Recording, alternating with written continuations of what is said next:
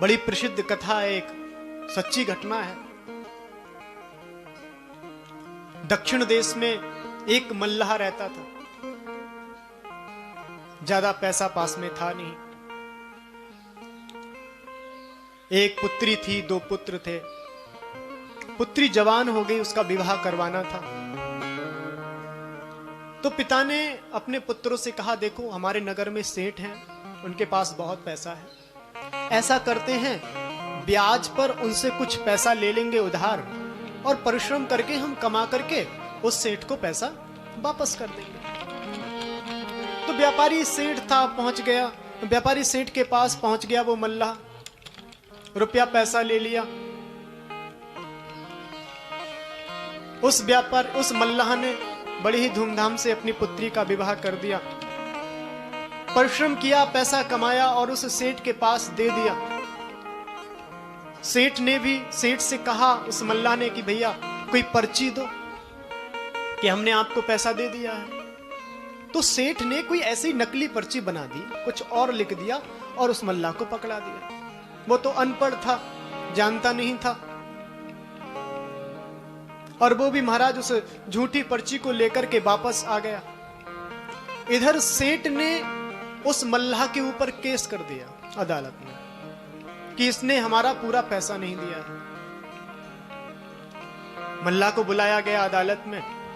बड़ा भक्तिप्रद मल्लाह था महाराज, बचपन से ही भगवान की भक्ति में लग गया था, भगवान का गुणानुवाद गाया करता था। और एक संत ने उसे सूत्र भी दे दिया था कि भैया अगर कोई तुझसे कोई पूछे ना क्या करते हो, कैसे रहते हो, तो कह देना हम क्या जाने, ठाकुर जी जाने, हमें कुछ नहीं पता। तो अदालत में उसको बुलाया गया। मल्लाह ने जज से पूछा, सेठ भी सामने खड़ा हुआ था, कि आपके ऊपर इस सेठ ने केस किया हुआ है, आपने इससे पैसा उधार लिया और पैसा आपने वापस नहीं किया। बोले महाराज पैसा तो हमने वापस किया था। ये सेठ मना कर रहा है कि आपने कोई पैसा नहीं दिया। आपके पास कोई सबूत है जिससे आप प्रमाणित कर सको कि आपने पैसा दिया? बोले महाराज जब हमने पैसा दिया था तो उन्होंने 2 रसीद काटी थी, एक अपने पास रख ली थी और एक हमको दे दिया था। ये रसीद है, देखो जो दिया है। अब उस रसीद में पैसा संबंधित कुछ लिखा हुआ नहीं था। बोले ये तो प्रमाण हुआ नहीं, इस पे कुछ ऐसा लिखा नहीं कि आपने पैसा दिया, तो कैसे पता चलेगा आपने पैसा दिया या नहीं? बोले भाई हम ये क्या जाने, ये तो ठाकुर जी जाने। बोले जब आपने पैसा दिया आपके साथ कोई था? कहा हाँ हमारे साथ गोपाल जी थे। बोले गोपाल जी ने देखा सब? बोले हाँ गोपाल जी ने सब देखा है। बोले कहाँ रहते हैं गोपाल जी? बोले जहां हम रहते हैं। बोले तुम कहाँ रहते हो? बोले जहां गोपाल जी रहते हैं। तो एक सच्चाई की भी अपनी एक आभा होती है। तुम जज को कुछ ऐसा लगा माना इसकी बात में सच्चाई है, ये झूठ नहीं बोल रहा, ये सच ही बोल रहा है। तो जज ने समन भेज दिए कि उस गोपाल को बुलाया जाए। अगली तारीख दे दी गई। समन लेकर के एक व्यक्ति गया, पूरे गांव में ढूंढा महाराज, गोपाल नाम का कोई मिला नहीं। एक ही मंदिर था गोपाल नाम का, तो वो मंदिर में पहुंच गया। पुजारी जी बैठे हुए थे। जो समन जारी किए थे जज ने, गोपाल नाम के, उस समन को पुजारी के हाथ में पकड़ाया और वो व्यक्ति चला गया। इधर जब पुजारी ने देखा कि समन जारी हुआ है, गोपाल को पुकारा है, तो पर्ची को लेकर के गया अंतःकरण में और ठाकुर जी के विग्रह के सामने कहा, कन्हैया कोई आपके लिए फल लेके आता है, कोई आपके लिए पुष्प लेकर के आता है, आभूषण चढ़ाता है, लेकिन आज आपके लिए बड़ी विशिष्ट वस्तु आई है महाराज। आपका परम भक्त है वो मल्लाह, सतत आपका गुणगान गाता है, सतत आपको अपने पास अनुभव करता है। और जज ने आपके लिए समन भेजा है, आपको गवाही देने जाना है। केवल उस मल्लाह का आश्रित, आपके ऊपर ही वो मल्लाह आश्रित है, तो कन्हैया उसकी लाज बचा लेना, ये तारीख है, आपको गवाही देने वहां जाना है। और वो पर्ची ठाकुर जी के पास रख दी। जो जज ने तारीख बताई थी, केस प्रारंभ हुआ। अदालत में आवाज लगाई गई कि गोपाल नाम का व्यक्ति हाजिर हो। सभी लोग खड़े हैं, भरी अदालत है। एक बूढ़ा ठेंडा व्यक्ति हाथ में लकड़ी लेकर के, जो ठीक से चल भी नहीं पा रहा था, हल्के हल्के लाठी को टेकते टेकते अदालत के अंदर पहुंचा। कटघरे में महाराज खड़ा किया गया। जज ने कहा, आप ही गोपाल हैं? बोले, महाराज हाँ, हम ही गोपाल हैं। आपने देखा था जब मल्लाह ने सेठ को पैसे दिए? बोले, हाँ महाराज, हमने देखा था। बोले, कैसे प्रमाणित कर सकते हो? कहा, इस सेठ के घर में जहां ये अपने बही खाते रखता है, सबसे ऊपर वाले बही खाते में ओरिजिनल पर्ची रखी हुई है। आप सेठ को यहीं रोको, अपना कोई साथी भेजो, वो पर्ची निकलवा लो। जब भेजा, वो पर्ची निकाली गई तो वो पर्ची मिली। उनको निर्दोष करार दे दिया गया, सेठ को सजा हो गई। मगर जज को बड़ा अटपटा लगा महाराज। उनको ऐसा लगा, महाराज कोई ना कोई घटना तो घटित हुई है। सारा केस समाप्त हो गया, जो बूढ़ा आया था वो चला गया। जज जल्दी से कुर्सी से उतरा और उस मल्लाह के पास गया। बोले, भैया जिसने गवाही दी थी ये कौन था? बोले, हमारा गोपाल था, गोपाल ने गवाही दी। जिसके साथ समन जारी किए थे, जिसके हाथ समन भिजवाया था, उसको बुलाया, भैया तू समन किसको देके आया? बोले, महाराज गोपाल नाम का कोई भी व्यक्ति मुझे नहीं मिला। एक मंदिर बना हुआ था, उस मंदिर में चला गया, पुजारी के हाथ में समन दे दिया था।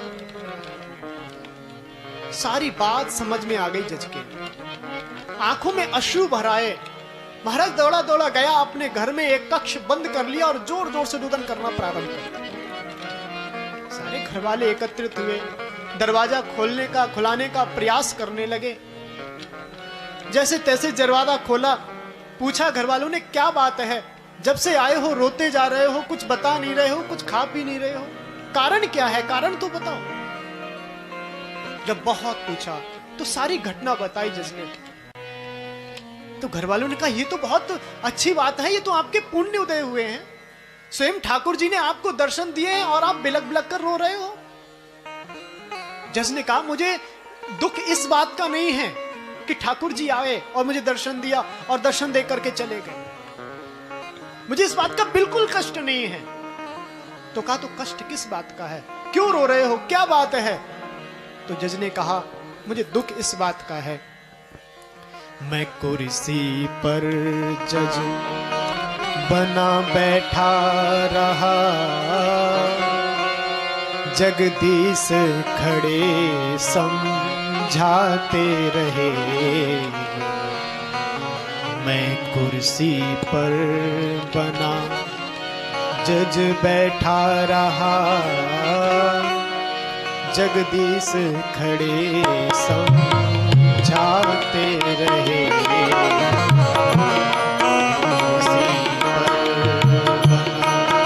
जज बैठा रहा, जगदीश खड़े समझाते रहे।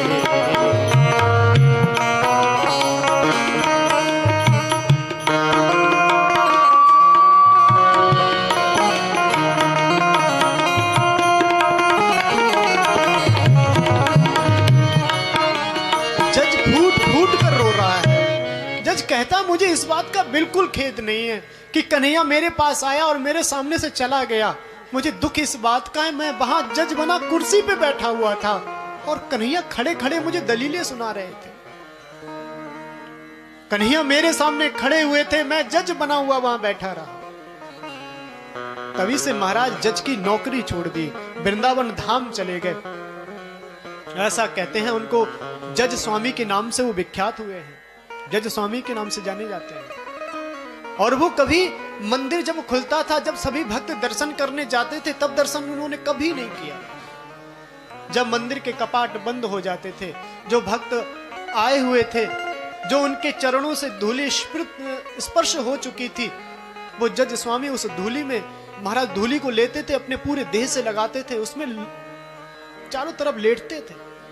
किसी ने पूछा, रे बाबा तू यहां बैठा रहता है, मंदिर के अंतःकरण में प्रवेश क्यों नहीं करता? ठाकुर जी के दर्शन क्यों नहीं पाता? तो जज स्वामी ने कहा, महाराज बहुत बड़ी भूल हुई है जीवन में। मैं कुर्सी पर बना जज बैठा रहा, जगदीश खड़े समझाते रहे। बहुत अपराध किया है जीवन में, कन्हैया को मुंह दिखाने लायक नहीं हूं, इसलिए उनके सामने जा नहीं पाता हूं। ये सच्ची घटना है महाराज। वृंदावन में जज स्वामी नाम से विख्यात हुए हैं। तो कहने का मतलब आप सतत प्रयास करना, आपके साथ कोई आपके द्वारा कोई ऐसा अपराध ना बन जाए।